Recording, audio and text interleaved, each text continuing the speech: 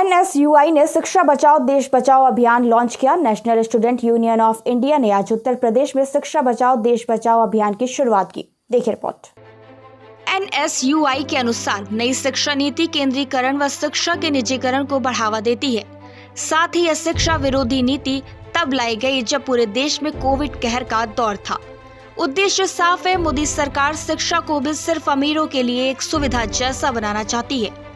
गरीब बच्चों के भविष्य के साथ यह सीधे तौर पर खिलवाड़ है।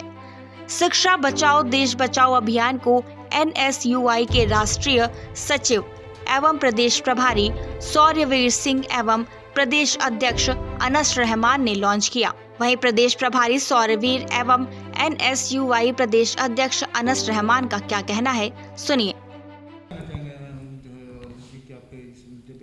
ये जो 5 मुद्दे हैं, जो शिक्षा की निजीकरण हो रहा है, आप बीजेपी सरकार में देख रहे हैं शौचालय तो बंद है, लेकिन शिक्षा का मंदिर जो विश्वविद्यालय होता है वो नहीं बन रहा। ट्रिपल आईटी, आईआईटी, आईआईएम ये कांग्रेस की सरकार में बना है, लेकिन क्या आपने कभी सुना बीजेपी गवर्नमेंट में आईआईटी, आईआईएम, कोई आईआईएम बना नया? तो ये लोग शिक्षा को निचले स्तर पे लेके जा रहे हैं ताकि जो छात्र है वो जागरूक होकर इनसे सवाल ना पूछ सके। हम लोग इस 5 मुद्दे को लेके हर एक छात्र को जागरूक करेंगे, हर एक विश्वविद्यालय में जाएंगे, वहाँ पे सिग्नेचर कैंपेन चलाएंगे, छात्रों के साथ संवाद करेंगे, विधानसभा घेराव करेंगे और लास्ट में हम लोग दिल्ली में बड़ा संसद घेराव करेंगे। जी हाँ, पोस्टर ये जारी हुआ है। ये शिक्षा बचाओ देश बचाओ का ये पोस्टर है। इसको आज हम पूरे प्रदेश में, पूरे देश के हर एक प्रदेश में लॉन्च कर रहे हैं। क्या मैसेज देना चाहेंगे? ये मैसेज ये है कि छात्रों को हम लोग जागरूक करेंगे। छात्रों को पता चलेगा कि ये जो बीजेपी गवर्नमेंट है, इसने कई सालों 2 साल में, जहाँ पे कोरोना काल में कई लोग के घर बर्बाद हो गए, वहाँ पे इन लोगों ने स्कॉलरशिप तक नहीं दी, कई छात्रों ने विश्वविद्यालय की फीस तक नहीं भरी। ऐसे विश्वविद्यालय जहाँ पे इलेक्ट्रिसिटी यूज़ नहीं, वहाँ पे इलेक्ट्रिसिटी बिल भी मांग लिया गया है। ऐसे इस बीजेपी गवर्नमेंट का पर्दाफाश करेंगे और छात्रों को जागरूक करेंगे। आज आपने प्रेस कॉन्फ्रेंस की है कांग्रेस में, क्या प्रोग्राम का क्या निर्देश था आपका? नमस्कार साथियों, मेरा नाम सौर्यवीर सिंह है। मैं यूपी सेंट्रल एनएसयूआई का प्रभारी हूँ। आज मेरे साथ प्रदेश अध्यक्ष अनस रहमान और हमारे उपाध्यक्ष विशाल जी, आकाश अवस्थी जी और हमारे लखनऊ यूनिवर्सिटी के छात्र नेता लल्लू कनौजिया जी साथ मौजूद हैं। हम सब ने आज प्रेस वार्ता में शिक्षा बचाओ देश बचाओ, सेव एजुकेशन सेव नेशन, इस कैंपेन, इस महाअभियान को हम कॉलेज, कैंपस, यूनिवर्सिटियों, विश्वविद्यालयों में ले जाने का काम करेंगे। एनएसयूआई के सभी जिला अध्यक्ष इन कुछ विशेष बिंदुओं पर काम करेंगे। पहला, प्राइवेटाइजेशन के खिलाफ, कि जो निजीकरण हो रहा है आज शिक्षा नीतियों में हो रहा है, शिक्षा संस्थानों में हो रहा है। और इसके बाद जो हमारी नेशनल एजुकेशन पॉलिसी कोविड के दौरान आई, इसके खिलाफ एनएसयूआई अपनी आवाज़ उठाएगा कैंपसों में कि क्यों ऐसे समय में हमारी एजुकेशन पॉलिसी को लागू किया गया जब सारे शिक्षा संस्थान बंद थे, सारी यूनिवर्सिटियां बंद थी, कॉलेज बंद थे। क्या उनको उचित समय कोविड के बाद करने पे, जब वो यूनिवर्सिटी में डिस्कशन होता है, एक पॉजिटिव प्लेटफॉर्म पर उसको डिस्कस करके फिर डिसाइड किया जाता, तो हो सकता है कि ये छात्रों के भविष्य के लिए कुछ बेहतर परिणाम आते। लेकिन उस एजुकेशन पॉलिसी केवल छात्रों के भविष्य का नुकसान किया और उसमें प्राइवेटाइजेशन को बढ़ावा दिया गया। उसके खिलाफ एनएसयूआई अपनी लड़ाई कैंपसों में लड़ेगी।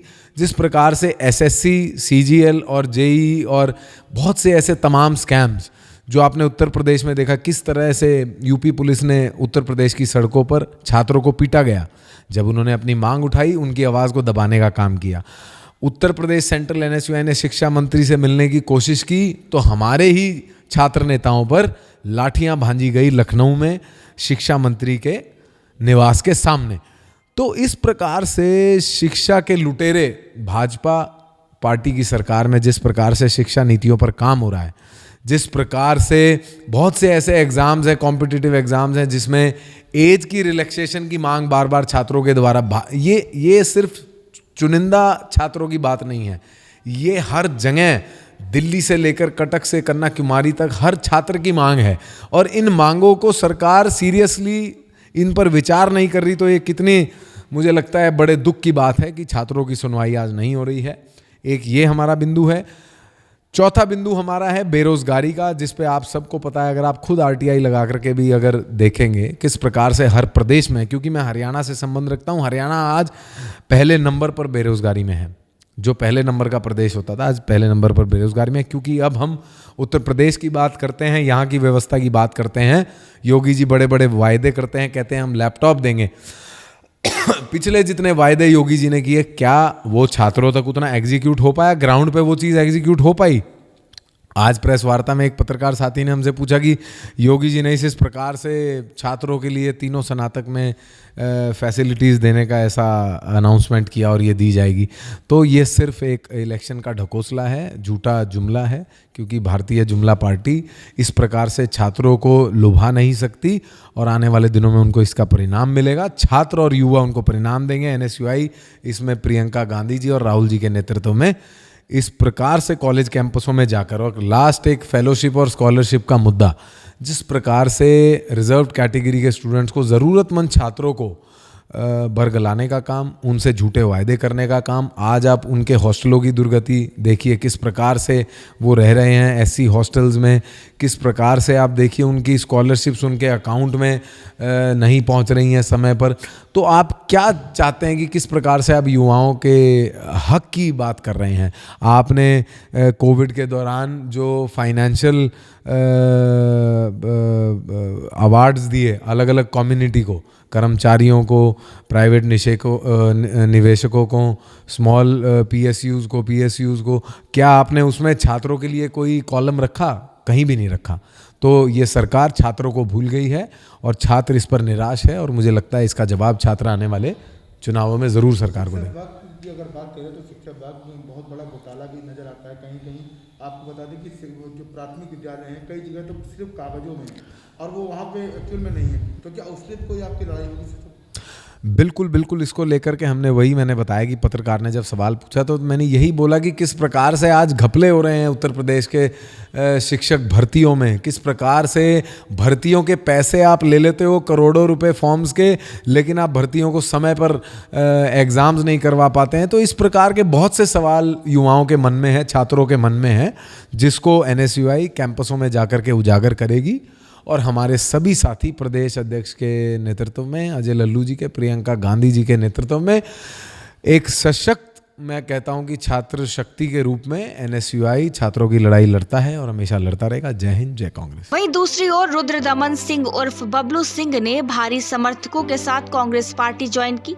आपको बता दें, बबलू सिंह सरोजनी नगर विधानसभा के जुझारू नेता हैं। भारी कार्यकर्ताओं के साथ कांग्रेस प्रदेश कार्यालय के साथ कांग्रेस में शामिल हुए। देखिए सूचना इंडिया से की गई बात में उन्होंने क्या कहा। बबलू जी, आपका इतिहास तो मतलब रहा है राजनीति में, आपने कांग्रेस ज्वाइन किया है, तो कितना बड़ा उपलब्धि मानते हैं? बहुत बड़ी उपलब्धि मानते हैं। राष्ट्रीय पार्टी है, बहुत बड़ी पार्टी है। और कितने समर्थकों के साथ आपने?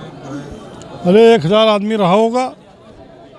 कांग्रेस के लिए क्या कहना चाहेंगे? आपकी पार्टी किस तरह से काम करेगी? कांग्रेस पार्टी के लिए कहना चाहूँगा कि आने वाले समय में उत्तर प्रदेश में भी सरकार बनेगी कांग्रेस की।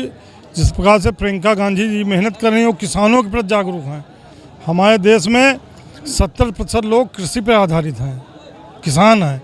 उन किसानों को अगर उनके फसल का उचित मूल्य मिलेगा, उनके कर्ज वो सब माफ़ जिस प्रकार से करने की बात करी है, उससे हमको लगता है आने वाले समय में किसान कांग्रेस के प्रति आकर्षित हो रहा है।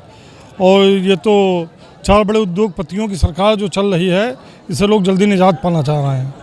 सर, किस पद पे आपको ज्वाइनिंग हुई है और क्या करना चाहेंगे? पद पे कोई ज्वाइनिंग नहीं हुई है। पद पे कोई ज्वाइनिंग नहीं हुई है। अब ज्वाइन किए हैं, अब जो जिम्मेदारी मिलेगी उसका निर्वहन किया जाएगा।